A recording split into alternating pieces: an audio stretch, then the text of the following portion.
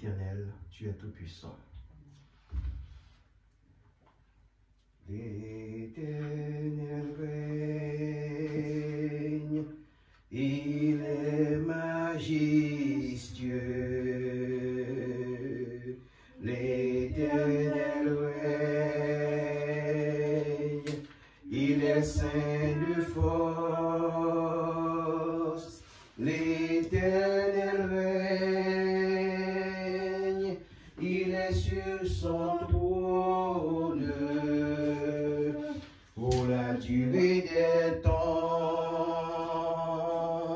pour la durée des temps, Dieu est puissant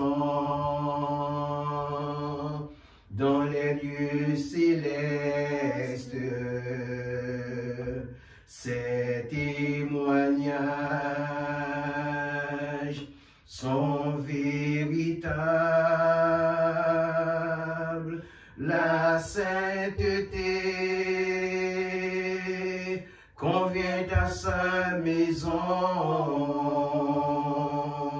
pour la durée des temps,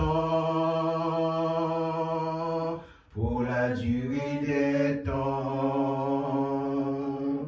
Puissance et force sont dans son temple.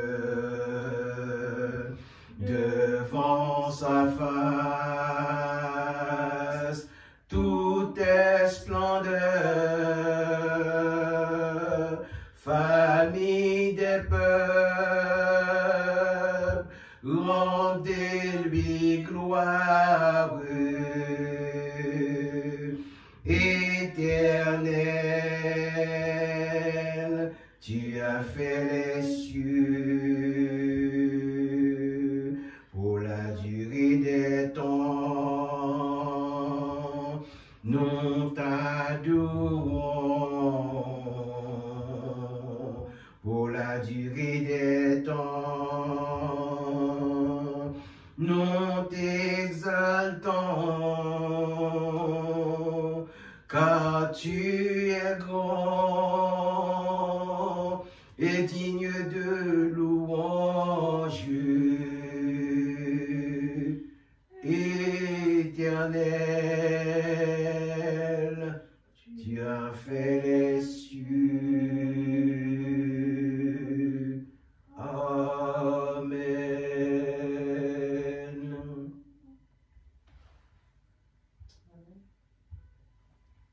Avant le second cantique, je vais prier. Qui se trouve le second cantique sur quelle page?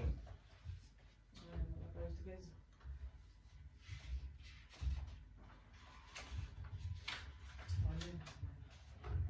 Seigneur éternel, Dieu tout-puissant, nous te bénissons ce matin, nous te rendons gloire parce que tu es merveilleux.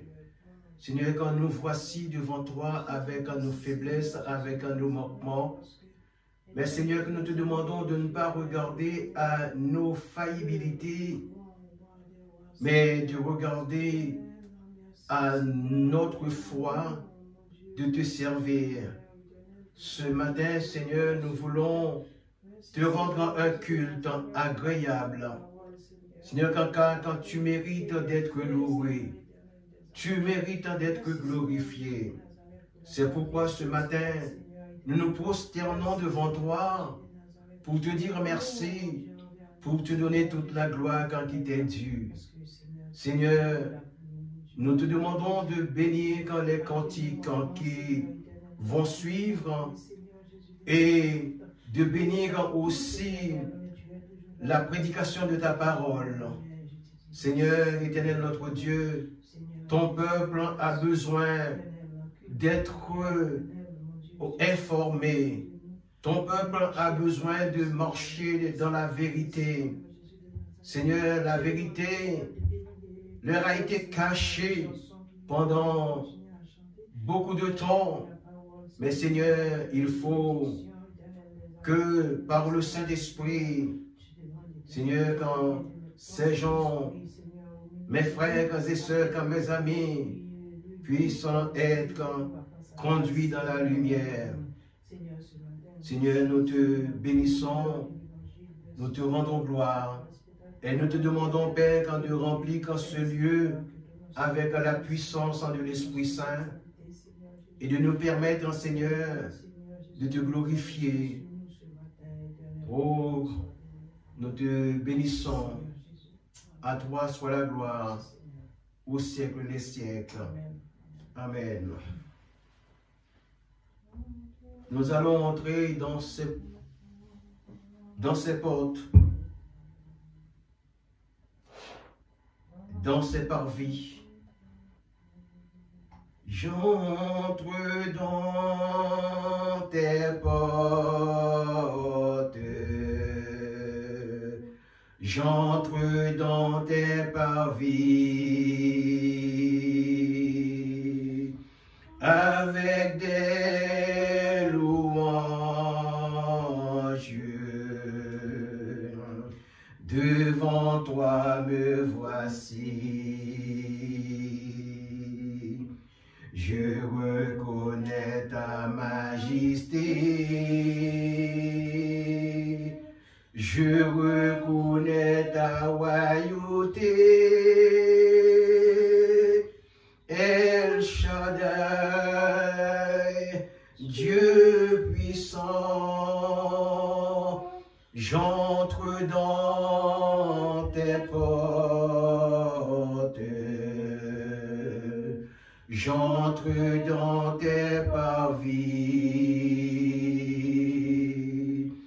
avec des louanges. Devant toi me voici. Je reconnais ta majesté. Je reconnais ta royauté. El Shaddai, Dieu puissant.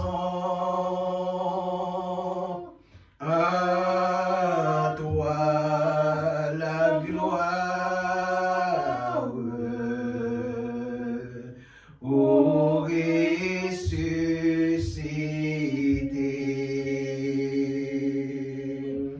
À toi la victoire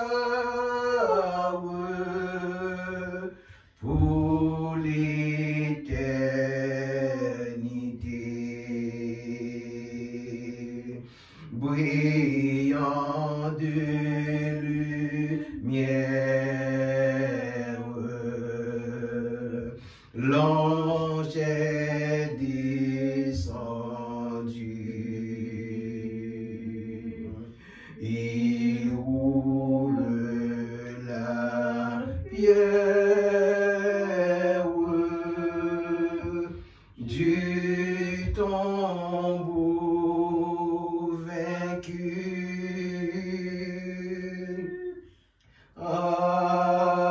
Et toi la gloire,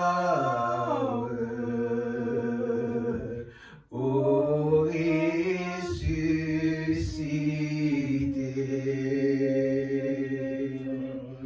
À toi la victoire pour l'éternité.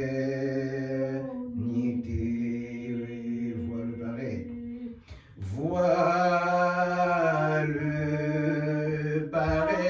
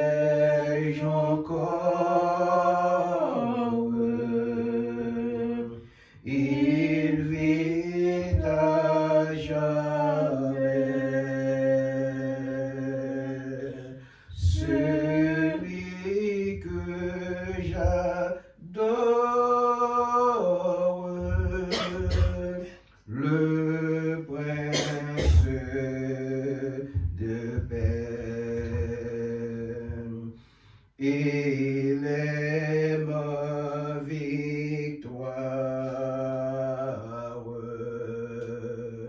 mon puissant soutien,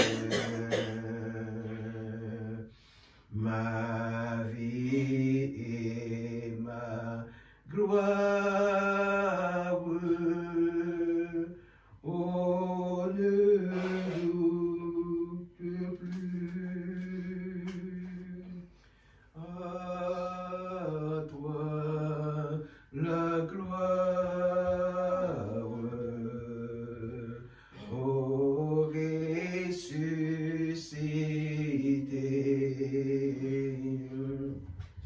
à toi la victoire,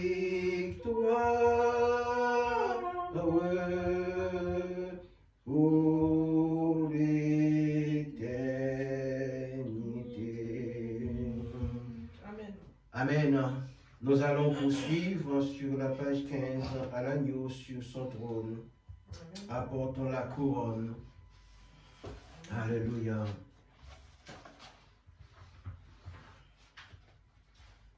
À l'agneau sur son trône, apportons la couronne.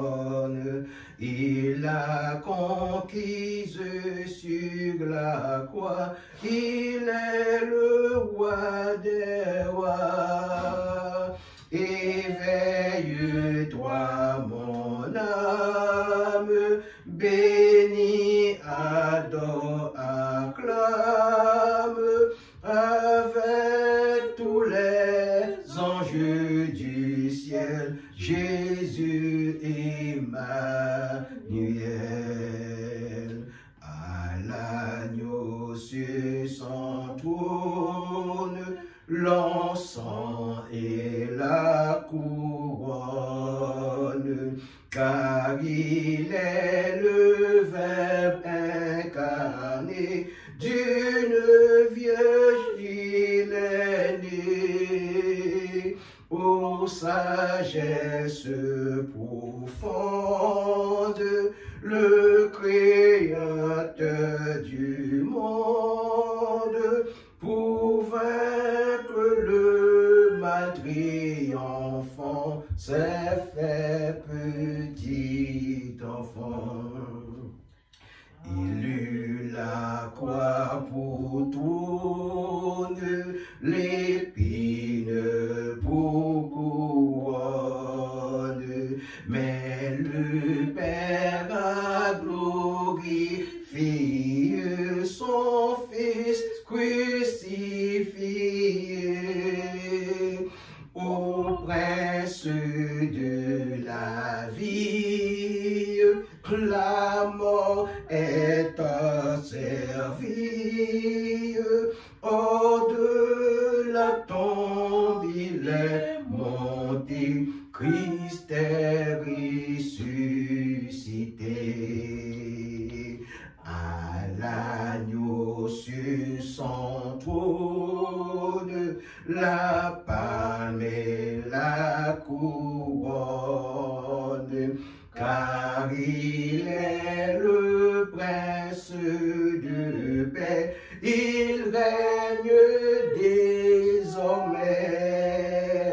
Les fureurs de la guerre s'éteindront sur la terre, où naîtront comme jadis les fleurs du paradis.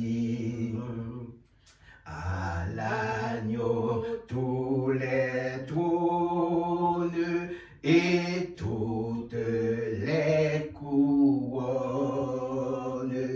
il est le maître souverain, les temps sont dans sa main. Rendons l'honneur suprême à celui qui nous aime et qui reviens victorieux pour nous ouvrir les cieux.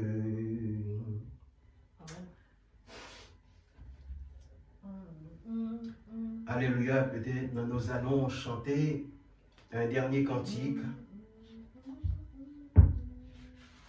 Un dernier cantique. Sur la page 16 qui nous dit « Bénissez le Seigneur, vous tous serviteurs du Seigneur ». Sur toute la page.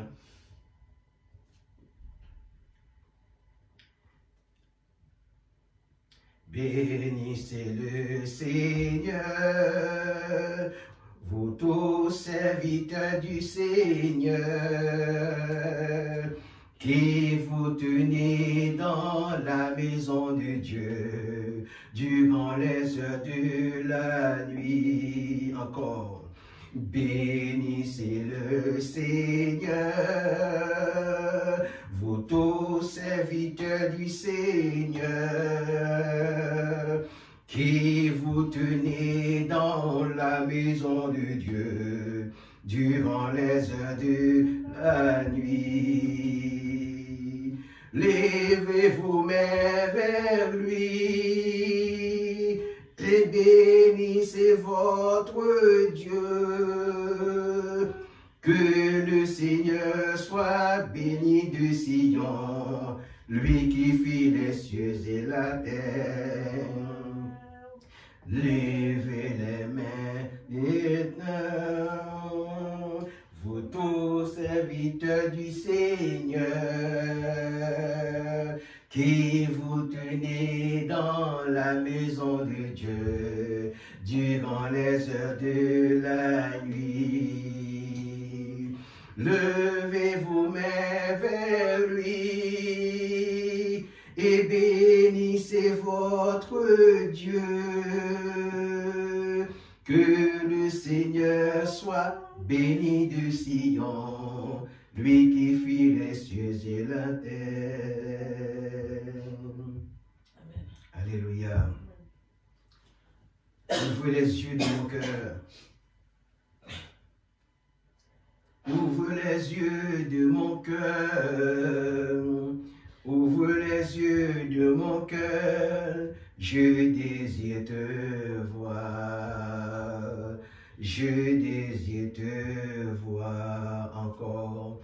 Ouvre les yeux de mon cœur. Ouvre les yeux de mon cœur. Je désire te voir. Je désire te voir. Élevé au plus haut des cieux, rayonnant de l'éclat de ta gloire, répand ton amour, ta force, alors que nous chantons, tu es saint. Élevé au plus haut des cieux, rayonnant de l'éclat de ta gloire, répand ton amour, ta force, alors que nous chantons, tu es Dieu.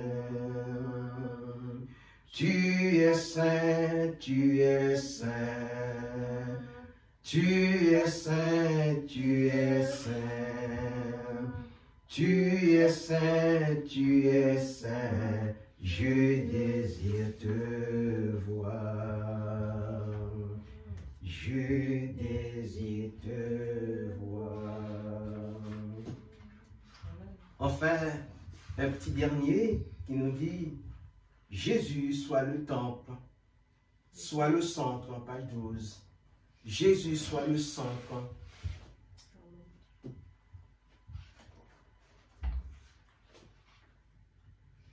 Jésus soit le centre, soit ma lumière, soit ma source. Jésus, Jésus, sois le centre, sois mon espoir, sois mon chant, Jésus. Sois le feu dans mon cœur, sois le vent dans mes voiles, sois la raison de ma vie, Jésus, Jésus, Jésus, sois le centre, sois mon espoir, sois mon chant, Jésus. Sois le feu dans mon cœur, sois le vent dans mes voiles, sois la raison de ma vie, Jésus, Jésus, Jésus, sois ma vision, sois mon chemin, sois mon guide, Jésus, Jésus, sois le centre, sois ma lumière, sois ma source, Jésus. Sois le feu dans mon cœur, sois le vent dans mes voies, sois la raison de ma vie, Jésus, Jésus. Amen. Amen. Maintenant, nous allons passer à une autre phase qui est celle de la parole de Dieu. Dimanche dernier, j'ai prêché ce sujet en anglais, mais aujourd'hui, je tiens à le prêcher en français afin que mes amis francophones puissent en tirer bénéfice. Amen. Le thème de l'enseignement du jour comprend les 7 églises, l'enlèvement et la grande tribulation. Les 7 églises, l'enlèvement et la grande tribulation. Lisons Apocalypse, chapitre 1er, versets 10 et 11 et 17 à 20. 10. Je fus ravi en esprit au jour du Seigneur, et j'entendis derrière moi une voix forte comme le son d'une trompette. Verset 11,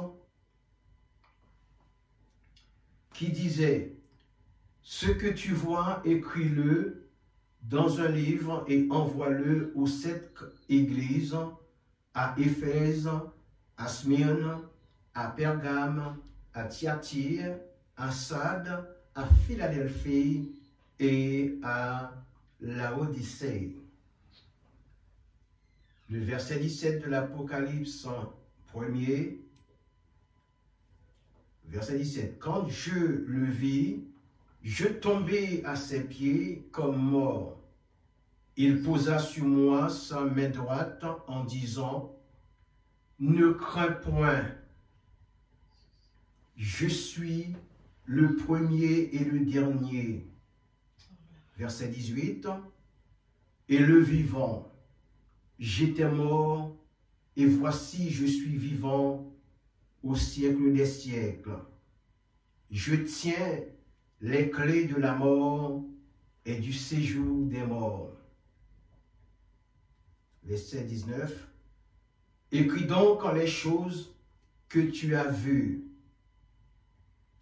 et celles qui sont, et celles qui doivent arriver après elles.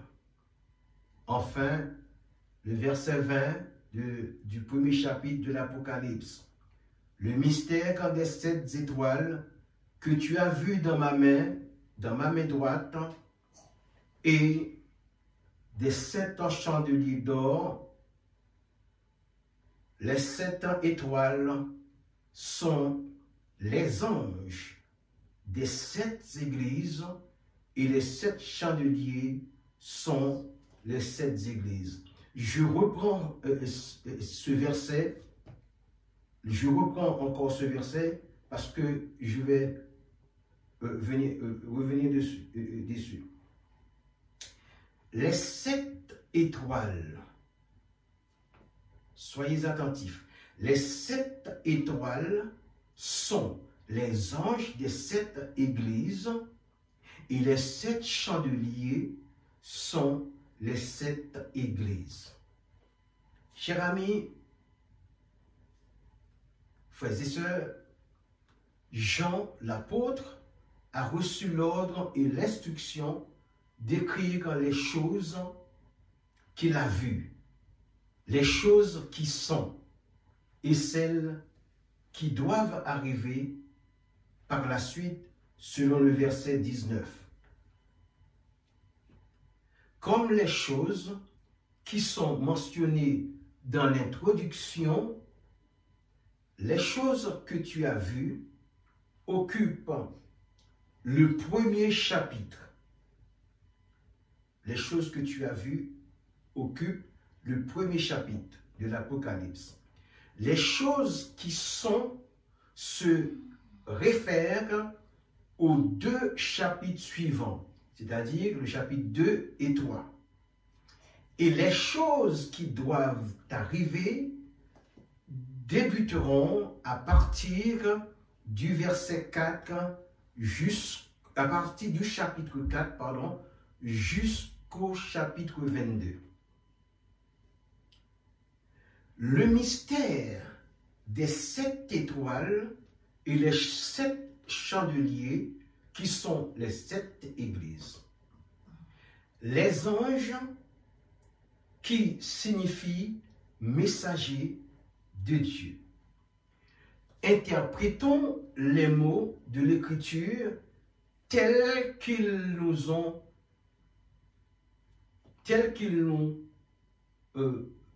présentés. L'hypothèse selon laquelle les 7 messagers humains se seraient déplacés les uns en même temps que les autres dans l'île pour rendre visite à Jean n'a pas beaucoup de force. Interprétons les mots de l'Écriture tels qu'ils nous sont présentés. Alléluia. Il n'est pas impossible que les lettres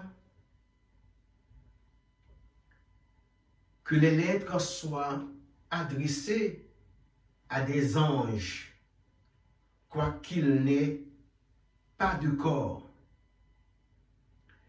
L'Épître aux Hébreux nous dit que quelques-uns ont logé des anges sans le savoir, selon Hébreux chapitre 13, verset 1er. Il est donc suggéré que Jean, étant en prison sur l'île de Patmos, ait eu la vision, ait eu plutôt la visite des anges sous la forme humaine. Et ces derniers lui ont donné le message destiné aux 7 églises. Ceci nous laisse à croire que les anges n'étaient que de simples représentants de ces églises. Et j'en passe. Donc, il n'y a pas de support scripturaire pour l'idée qu'ils soient des évêques ou des pasteurs en charge des assemblées. Car les 7 chandeliers qui brillaient sont des emblèmes des églises locales qui étaient supposées de briller pour Dieu dans un monde de ténèbres. Nous abordons le chapitre 2 et le chapitre 3. Dans ces chapitres, nous voyons des lettres individuelles adressées aux 7 églises de l'Asie. Ces lettres peuvent être appliquées. Quand je parle de l'Asie, je parle de l'Asie mineure, Turquie. Ces lettres peuvent être appliquées a priori dans 3 directions. Premièrement, elles décrivent la condition des 7 églises qui existaient au temps où l'apôtre Jean les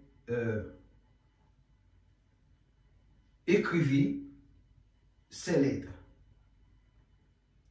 Deuxièmement, elles donnent une vision du royaume sur la terre aux différentes époques de son histoire.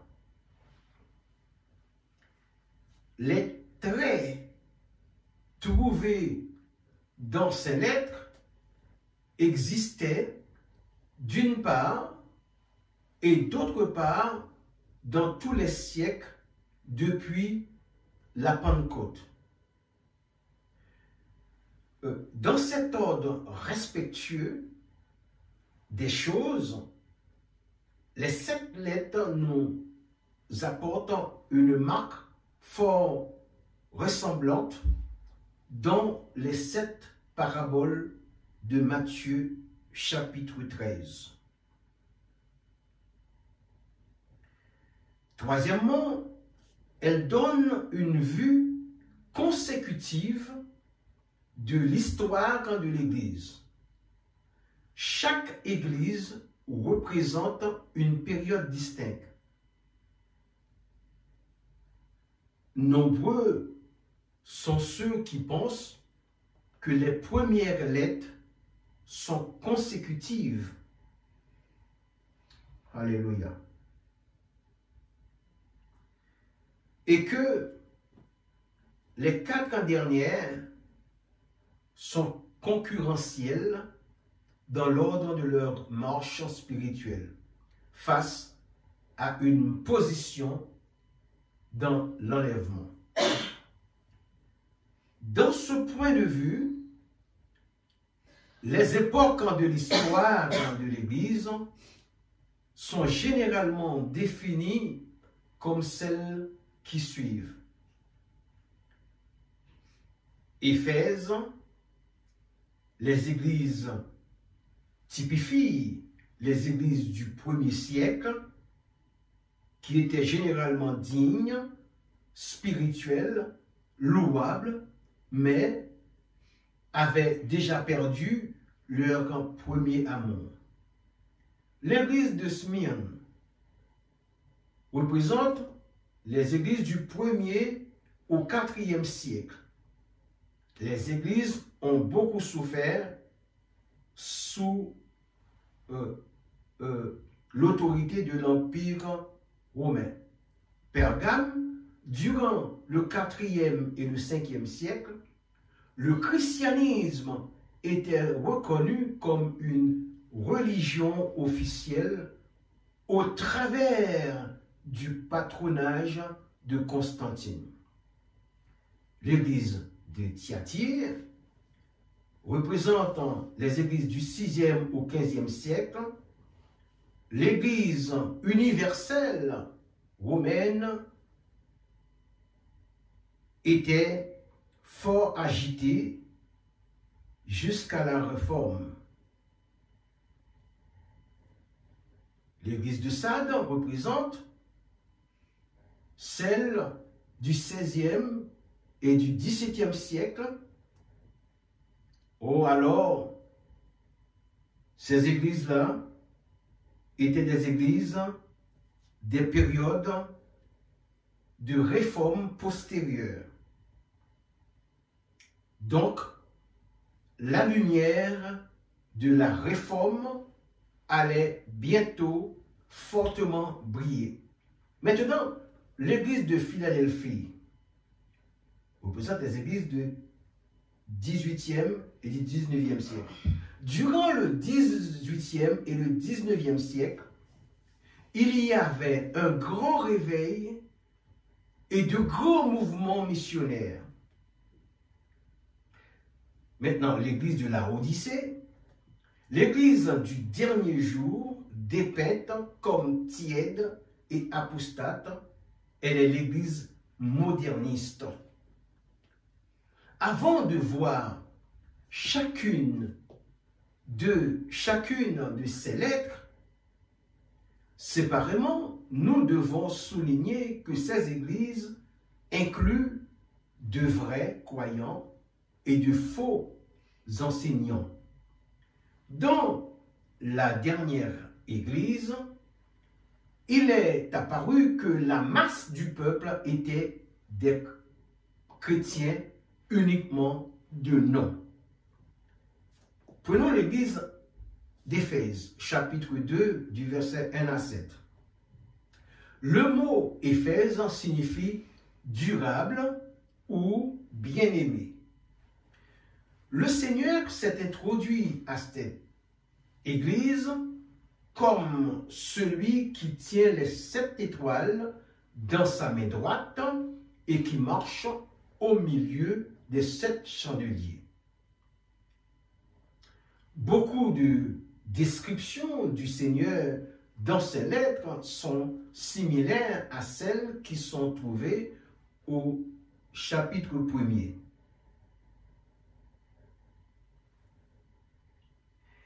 Cette église était remarquable pour son travail, son ardeur et sa patience et sa patiente endurance. Elle ne tolérait pas les mauvais hommes au milieu d'elle. Elle avait l'habilité de discerner les faux docteurs et de négocier avec eux en conséquence. Leur dégoût pour le travail des Nicolaïtes est évident. Par égard pour le nom de Christ, elle avait enduré l'adversité avec patience. Mais la tragédie d'Éphèse était qu'elle avait perdu son premier amour. Le feu de son affection a été éteint. Son ardeur, son ardent plutôt, enthousiasme de ses jours, par exemple, tôt le matin, avait disparu. Le chrétien doit regarder à l'arrière vers des jours meilleurs quand son amour nuptial pour Christ volait chaudement. Ils étaient actifs dans le service, mais le vrai motif de toutes les adorations manquait. Ils devraient se rappeler le jour de leur nouvelle naissance et se repentir de leur diminution d'amour et de reprendre le style de service qui caractérise la vie des vrais croyants. Un petit mot concernant leur haine contre le travail des Nicolaïtes. Nous ne pouvons pas être sûrs qui étaient ces gens. Certains pensent qu'ils étaient partisans d'une religion appelée nicolaïte. D'autres mettaient l'accent sur le fait que le nom signifie commander sur les laïcs ou conquérant le peuple. Ils voient une référence à l'ascension d'un système clérical. Il semble plutôt clair que, dans la lettre à l'église du Pergame, chapitre 2, versets 14 et 15, que ces Nicolaïtes ressemblent à Balaam en enseignant qu'il est permis au peuple de Dieu d'engager l'idolâtrie et l'immoralité.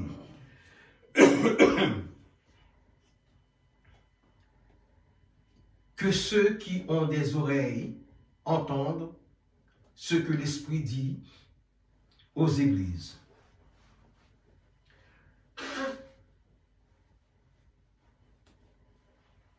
C'est ça la réalité du direct. Alors, une promesse est tenue au vainqueur.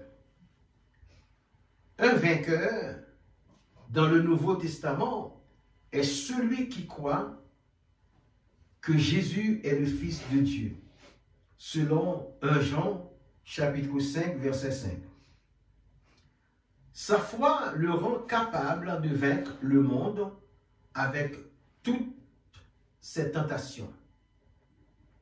Peut-être, dans chacune de ces lettres, le nom avait une pensée additionnelle reliée dans chaque église particulièrement.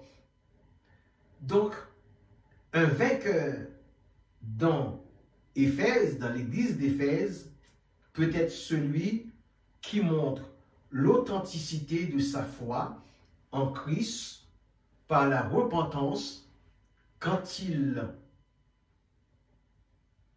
a été rétrogradé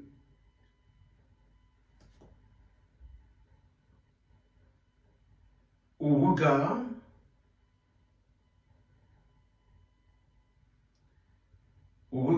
de son premier amour.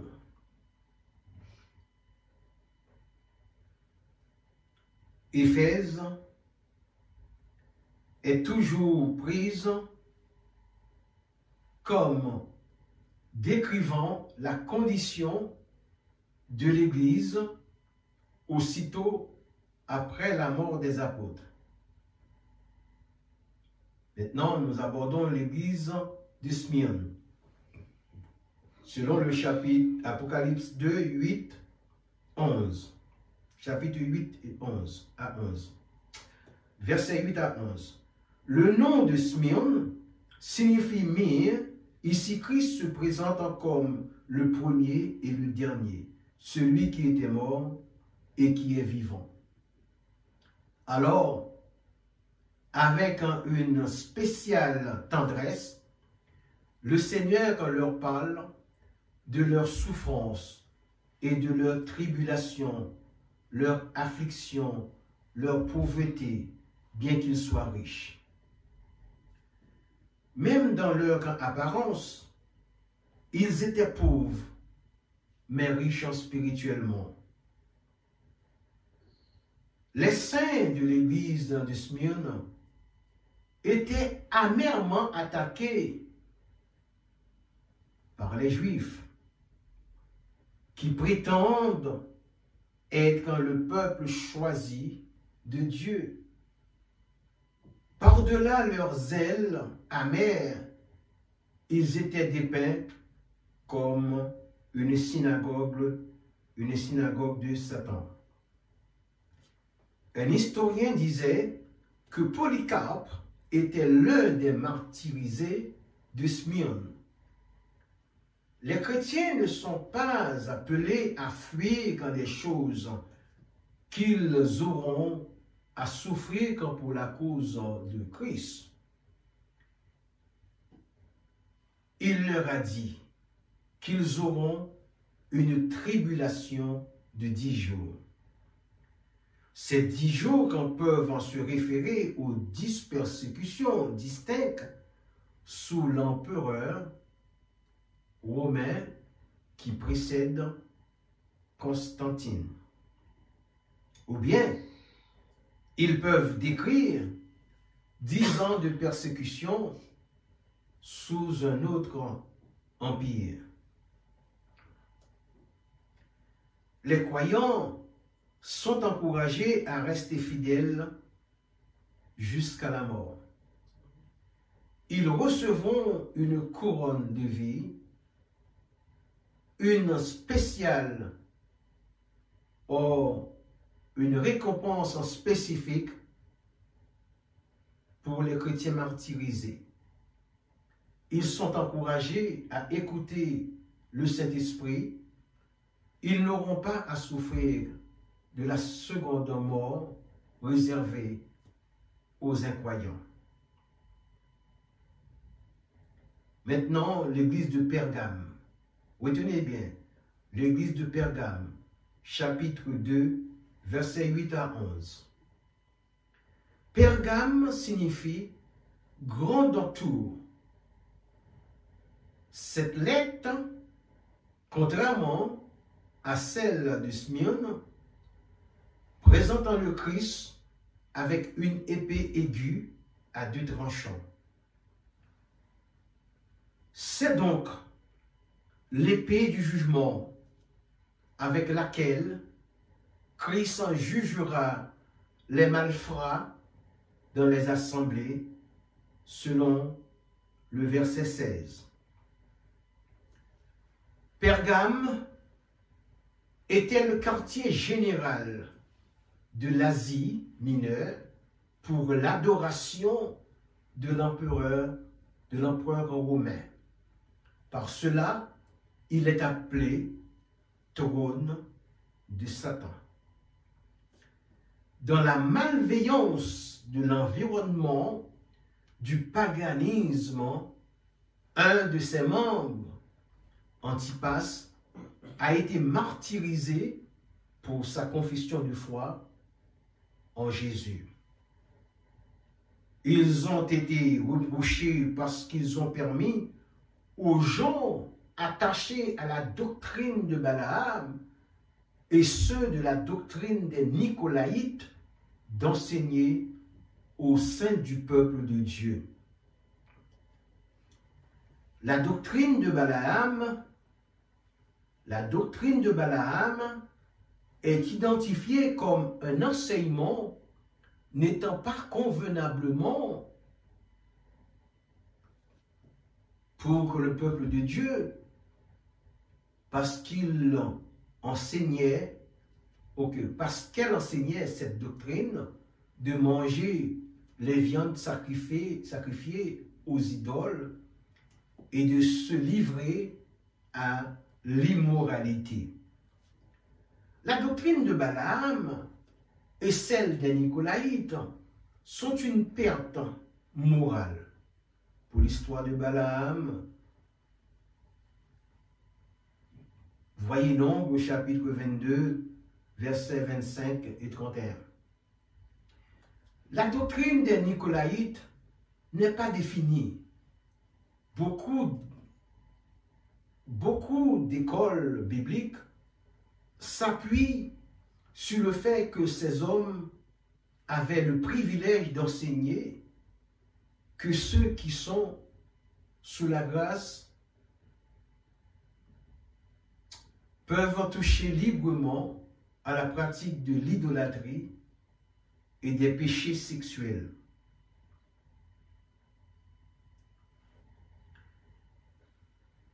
Le caillou blanc donné par Christ au vainqueur symbolise l'acquittement, la victoire et le bienvenu.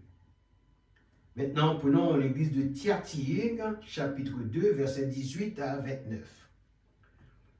Le nom de Thyatire signifie sacrifice perpétuel ou offrande continuelle.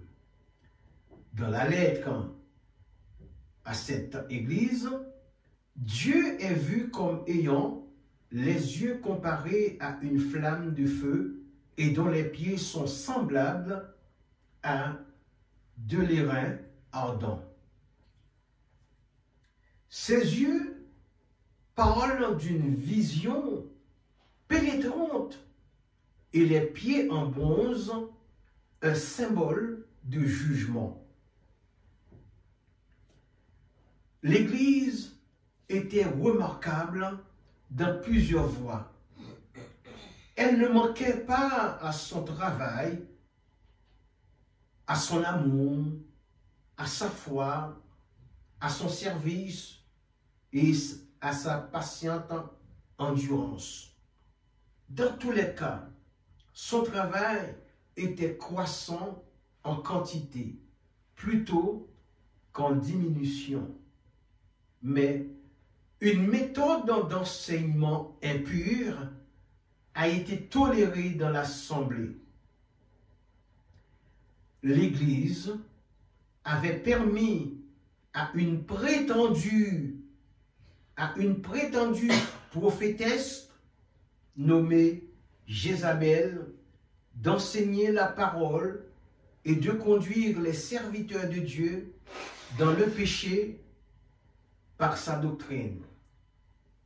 Justement, comme une méchante Jézabel dans l'Ancien Testament qui avait corrompu le peuple de Dieu par la fornication et l'idolâtrie. Cher ami,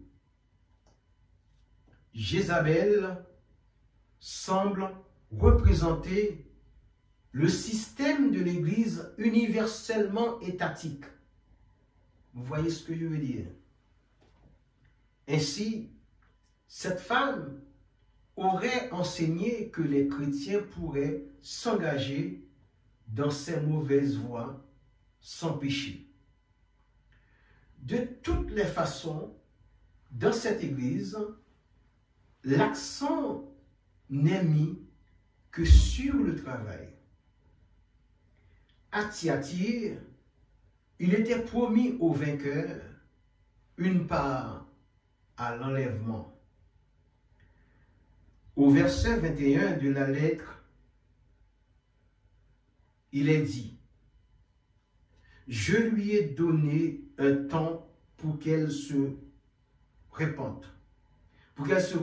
Et elle ne veut pas.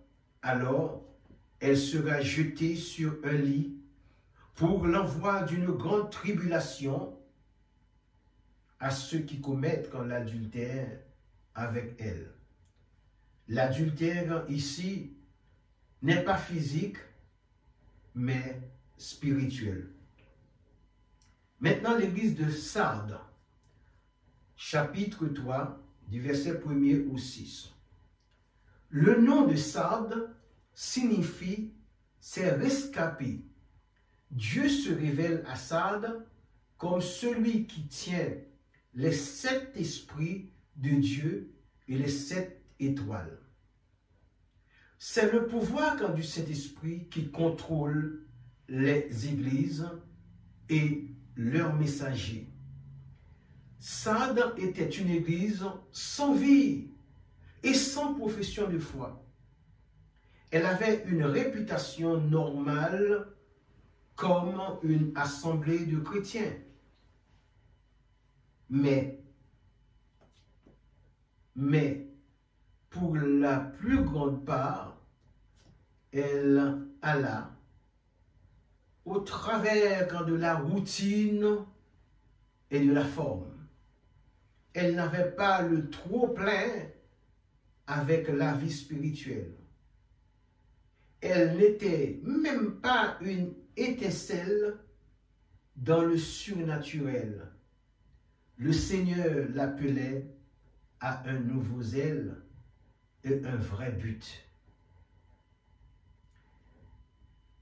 Il appelle ses croyants à voir une nouvelle vision des choses spirituelles et leur a promis par cette phrase, celui qui vaincra sera ainsi revêtu de vêtements blancs. Il conclut en disant que celui qui a des oreilles entende ce que l'Esprit dit aux églises. Cette assemblée est souvent prise comme une image de la période post-réforme. Quand l'Église devenait formaliste, ritualiste, mondaine et politique. Maintenant, nous prenons Philadelphie, chapitre 3, versets 7 et 13. Ce nom signifie amour fraternel. Donc, à l'église de Philadelphie, Dieu apparaît comme le saint, le véritable, celui qui a les clés de David, celui qui ouvre et personne ne fermera, et celui qui ferme et personne n'ouvrira. Je vous rappelle que les 7 églises ont existé au temps de Jean. Mais elles représentent les églises de plusieurs époques. Chacune d'elles représente une église d'une époque, soit du 1er au 5e, soit du 6e siècle au 8e, ainsi de suite. Nous poursuivons. J'avais ouvert une parenthèse.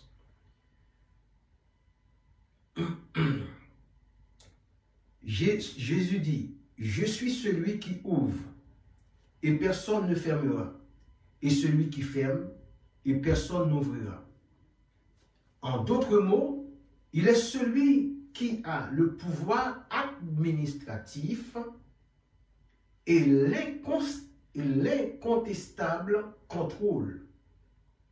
Cette assemblée a reçu seulement des louanges. Alors, je parle de Philadelphie. Des louanges de notre Seigneur.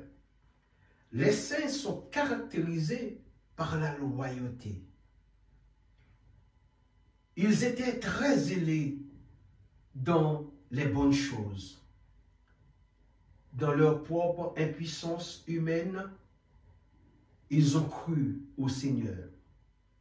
Ils étaient capables de préserver la vérité en demeurant en dehors de leur penchant charnel. Ils n'avaient pas dédaigné le nom de Jésus. Néanmoins, le Seigneur leur ouvrirait une porte d'opportunité dans le service chrétien que personne n'était capable de fermer.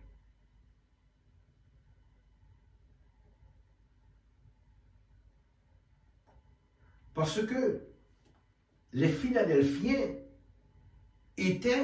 avaient maintenu la vérité de Dieu en y demeurant devant les hommes. Le Seigneur les préservera à l'heure où le fléau s'abattra sur les habitants de la terre. Nous pensons que cela ne pouvait être qu'une promesse d'exception de la période de la tribulation décrite au chapitre 4 à 19. La venue du Christ est pour les saints un motif d'endurance. Ils ne doivent permettre à quiconque de leur enlever leur victoire quand elle est à la portée de leurs mains. Les vainqueurs seront des piliers dans le temple de Dieu. De toutes les façons, c'est pour eux une totale sécurité. Ces vainqueurs auront 3 noms écrits sur eux. Le nom de Dieu, le nom de la nouvelle Jérusalem et le nouveau nom de Jésus. Attention, le nouveau nom de Jésus. Apocalypse 3:12, l'église de Philadelphie est souvent prise comme le symbole du grand réveil évangélique du 19e siècle et le rétablissement de la vérité concernant l'Église et la venue de Jésus-Christ. Un intérêt réveillé dans le monde entier par l'activité des missionnaires. Maintenant, Satan déploie tout son effort déterminant pour que l'Église demeure dans l'égalisation du rite. Maintenant, nous prenons la Odyssée, et chapitre 3, verset 14 à 22. Le nom de la Odyssée signifie peuple juste ou jugement du peuple. La dernière lettre présente le Seigneur comme le témoin fidèle et véritable et le fondement de la création. Il est l'accomplissement de toutes les promesses de Dieu en ajoutant son témoignage pour Dieu. Finalement, il est l'origine et la source de la création de Dieu, c'est-à-dire Jésus. L'expression « le commencement de la création de Dieu » ne signifie pas que Jésus est la première personne à être créée. Le Seigneur Jésus n'a jamais été créé. C'est plutôt un titre de prééminence donné à lui comme créateur. Il n'est pas dit qu'il est un commencement, mais le commencement. Il est celui qui commence toutes choses. Il est l'auteur. Il est l'origine de la création de Dieu. Il n'est pas la première partie de la création, mais le fondement sur lequel la structure de la création est construite. L'église de la Odyssée n'était ni chaude ni froide, mais elle était tiède. Le Seigneur l'aurait préférée dans un froid glacial ou dans une chaleur totale. Là, elle aurait eu la faveur de Dieu. Elle n'était pas assez froide pour décevoir, ni trop chaude pour porter la parole de Dieu. Et Dieu qui la vomira. L'Église était caractérisée par l'orgueil. Je suis riche. Enfin, tout ce qui était mauvais caractérise cette malheureuse Église. C'est l'image de l'Église apostate. Maintenant, nous arrivons au chapitre 4 de l'Apocalypse et 6. nous arrivons maintenant à la seconde majeure partie du livre de l'Apocalypse. Les 3 premiers chapitres décrivent, comme mentionné au préalable, l'Église de la période des apôtres jusqu'à celle de l'enlèvement. Commençons avec le chapitre 4. Le sujet est ce qui doit arriver du chapitre 1er, verset 19. Il y a un intervalle défini entre le chapitre 3 et le chapitre 4 de l'Apocalypse. De ce point de vue, l'Église n'est plus mentionnée comme étant sur la terre. Qu'est-ce qui est arrivé alors à l'Église? Il n'y a aucun signe d'elle dans les chapitres suivants jusqu'au chapitre 19, les versets 7 et 9, et le chapitre 22, verset 16, où elle est vue sous un autre aspect. Nous croyons qu'elle a été enlevée à la fin du chapitre 3 de l'Apocalypse. Une fois que les saints ont été transportés au ciel, le Seigneur reprendra son accord avec la nation d'Israël. Alors commencera la grande tribulation ou bien le temps des troubles de Jacob décrit dans les chapitres 4 à 19. La grande tribulation commencera soudainement. Elle démarrera par un tremblement de terre global perturbant les activités du monde entier. Apocalypse 108, verset 5. Dieu a quelque chose à dire à la race humaine. Et il a l'intention d'attirer l'attention du monde avec un tremblement de terre massif qui arrête littéralement tout et chacun dans sa discipline. La cessation soudaine de la vie, car nous le savons, forcera chacun à s'arrêter et se demander ce qui est en train de se passer. Ce prochain tremblement de terre est particulièrement intéressant parce que les géologues ont donné une théorie selon laquelle un tremblement de terre global était alors physiquement impossible jusqu'au début des années 90. Mais l'évidence physique montre que les plaques tectoniques de la Terre disparaissent beaucoup plus profondément dans le noyau de la Terre.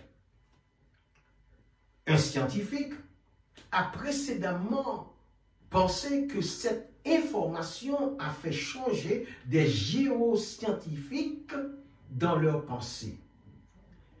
Le livre de l'Apocalypse prévoit qu'il y aura un total de 4 tremblements de terre globaux. Apocalypse chapitre 8, verset 5. Apocalypse chapitre 11, verset 13. Apocalypse chapitre 11, verset 19. Apocalypse chapitre 16, verset 18. Ces tremblements de terre sont de plus en plus une attraction à la surface du monde. Et les infrastructures du voyage, de la communication et de la fabrication s'effondreront pendant la grande tribulation. Ces tremblements de terre n'ont aucune équivalence dans l'histoire enregistrée. Chaque tremblement de terre aura une plus grande force que celui qui le précède. Le tremblement de terre final sera si violent qu'il déplacera littéralement les montagnes et les îles de leur place. Selon Apocalypse en chapitre 16, verset 20 et chapitre 6, verset 14.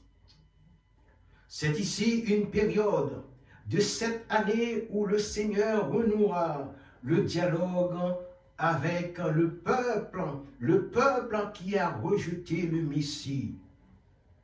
Ceux qui se tourneront vers le Christ durant la tribulation seront sauvés, entrés dans son glorieux royaume. Autrement dit, ceux qui le refuseront seront détruits. Le peuple juif retournera en grand nombre sur les montagnes de Jérusalem en sortant de la grande tribulation selon Ézéchiel chapitre 38 verset 8. Le pouvoir mondial de Rome établira un traité avec plusieurs Israélites, les garantissant la liberté, et il fera cesser le sacrifice et l'offrande selon Daniel chapitre 9 verset 27. Dans ce cas, la première moitié de 7 ans, c'est-à-dire qu'en 3 ans et demi, sera une période calme et douce. Le Seigneur Jésus décrit ces années dans Matthieu 24, versets 4 à 14.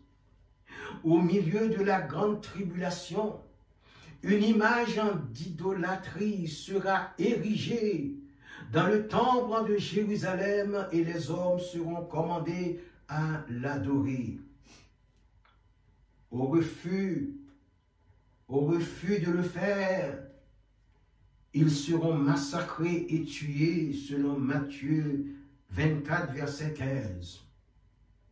Ceci signalera le commencement de la grande tribulation, une période de 3 ans et demi de souffrance qui sera si grande qu'il n'y en a point eu de pareil depuis le commencement du monde jusqu'à présent et qu'il n'y en aura jamais, selon Matthieu 24, verset 21.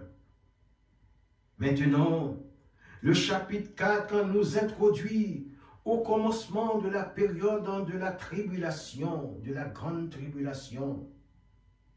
La première scène est dans le ciel où Jean donna une vision de la gloire de Dieu. La raison de cela est claire. Dieu donne fréquemment une vision de sa gloire à ses prophètes, à ses serviteurs, avant la permission de prédire le futur selon Ésaïe 6 et Ézéchiel 1er. Dans l'Apocalypse, chapitre 1er, Jean voyait le Christ dans sa gloire avant d'être permis de publier l'histoire de l'Église. Maintenant, il lui est donné une vision de Dieu avant d'apprendre les différents jugements qui s'abattront sur les incrédules d'Israël et sur les nations païennes. La voix qui a invité Jean au ciel avait la voix de Jésus le Christ. Vous pouvez consulter le verset 1er du chapitre 4 au verset 10 et à 20 du chapitre 1er. Beaucoup d'étudiants de la Bible croient que le transport en extase de Jean au travers des cieux est une image de l'Église enlevée pour être avec le Seigneur en ce temps-là.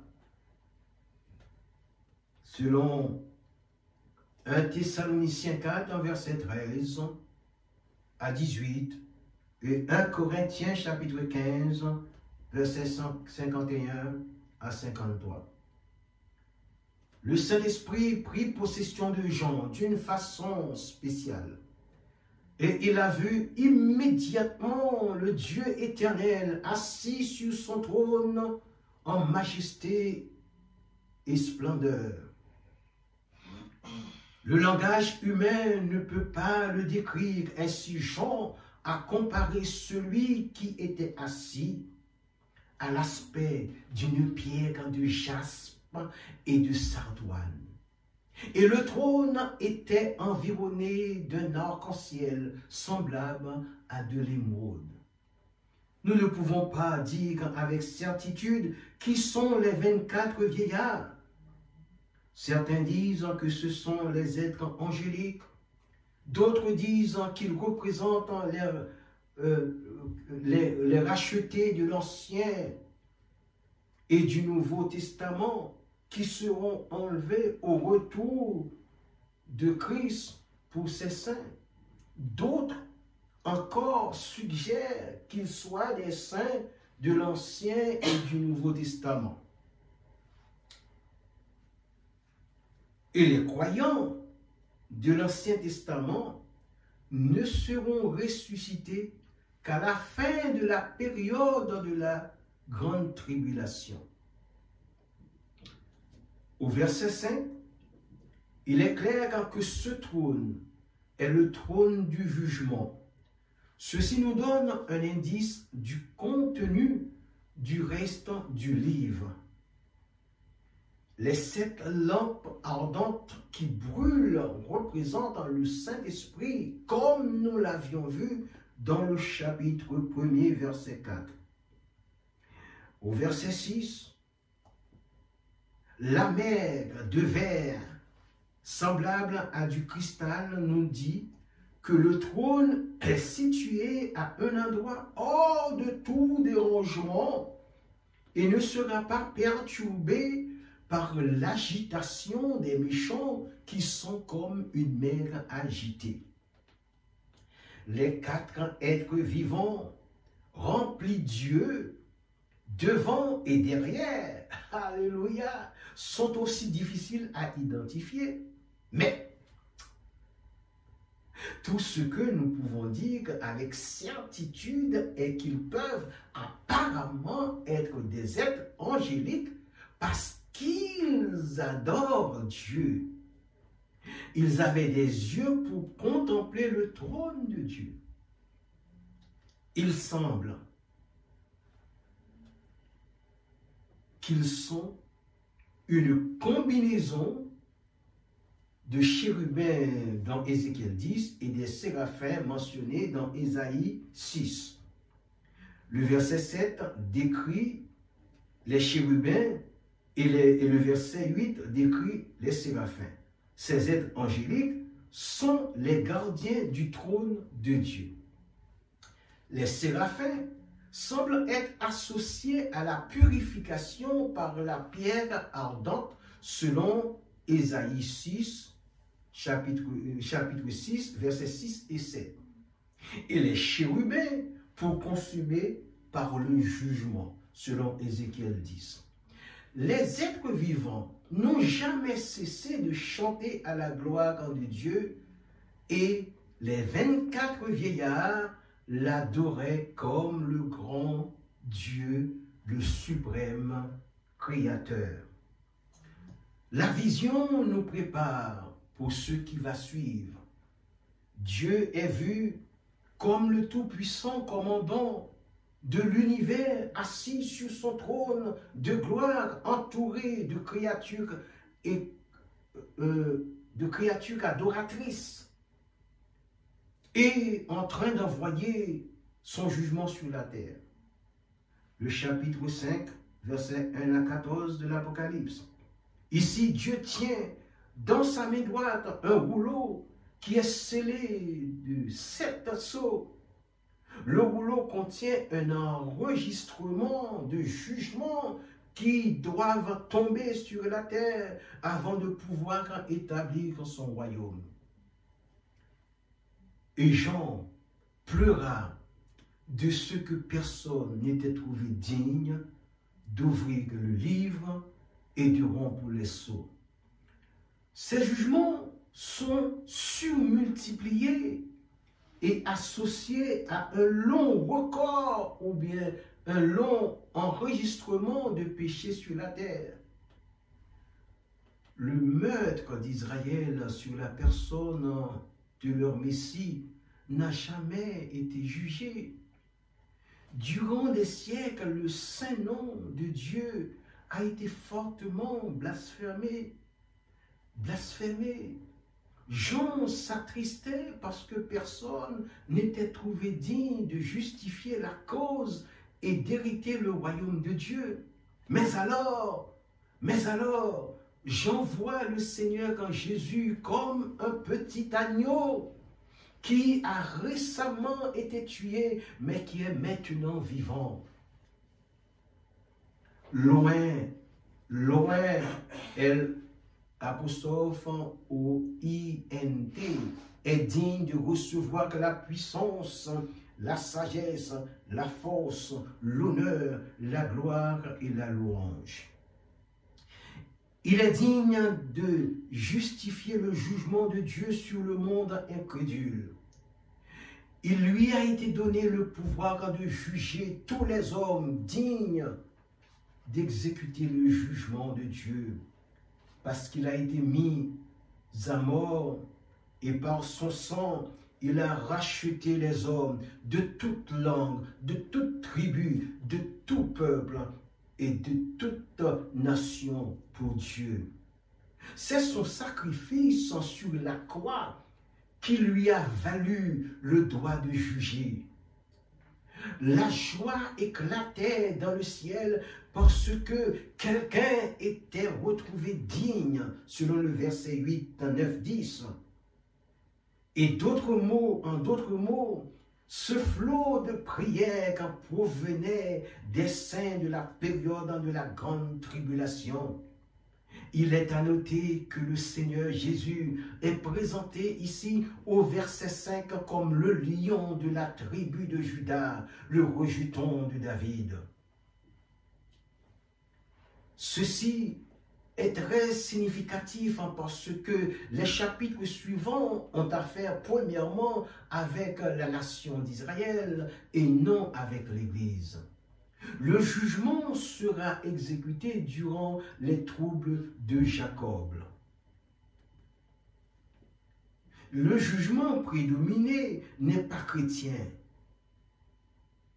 Le jugement prédominé n'est pas chrétien en caractère, mais pour un autre peuple de Dieu.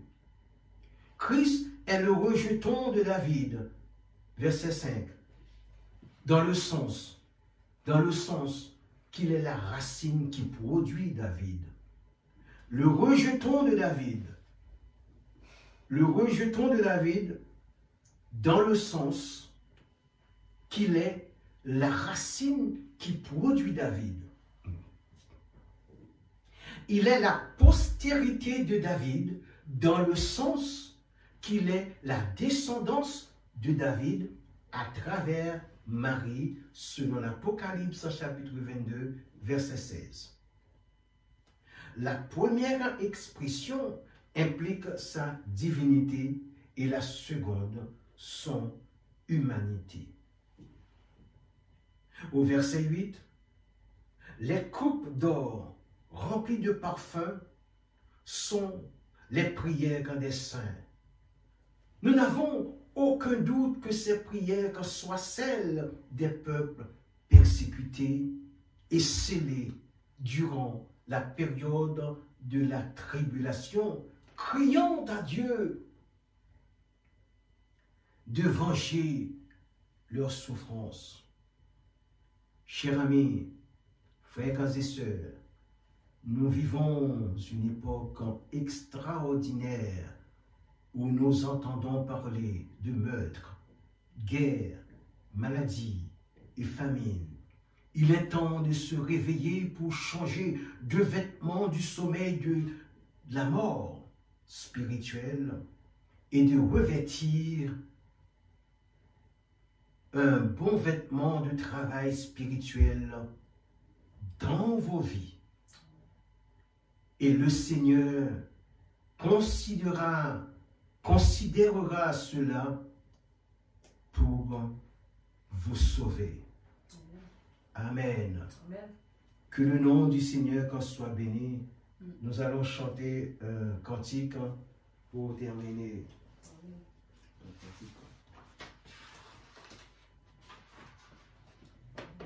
Alléluia. Puisque ton cœur a connu la misère, page 1. Page 1. Page 1.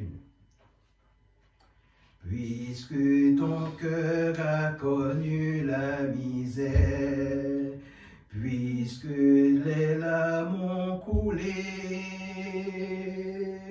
puisque pour nous tu t'es donné, comment ne pas t'adorer? Puisque le ciel s'est privé de ta gloire, puisque le Père a pleuré, puisqu'innocent tu t'es livré, comment ne pas te louer? Et comme sillon de lumière dans le néant de la nuit, voici des cieux l'agneau de Dieu, la vérité et la vie.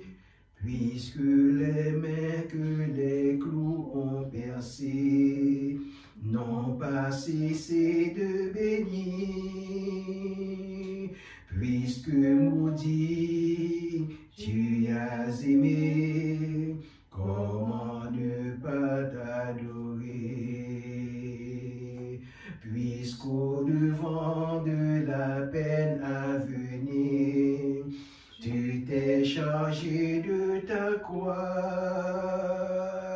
puisqu'avec joie tu l'as porté, comment ne pas te louer? Peux pas soiffer de bonheur, quand verras-tu ton sauveur? Voici des cieux l'agneau de Dieu, il est ton libérateur. À toi le règne, la puissance et la gloire, l'adoration qui t'est due.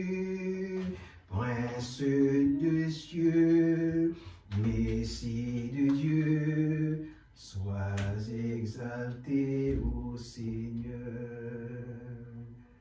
Prince de Dieu, Messie de Dieu, sois exalté, ô Jésus. Maintenant, j'envoie la grâce de Dieu, la bénédiction sur chacun de vous. Oui, vous qui êtes restés du commencement, du début jusqu'à la fin de ce service avec moi. Je prie le Seigneur qu'il t'envoie une bénédiction particulière. Oui, merci Seigneur pour ce message. Que ton nom soit béni au siècle des siècles. Amen. Frères et sœurs, quand nous continuons avec le livre de l'Apocalypse, dimanche, nous traitons le sujet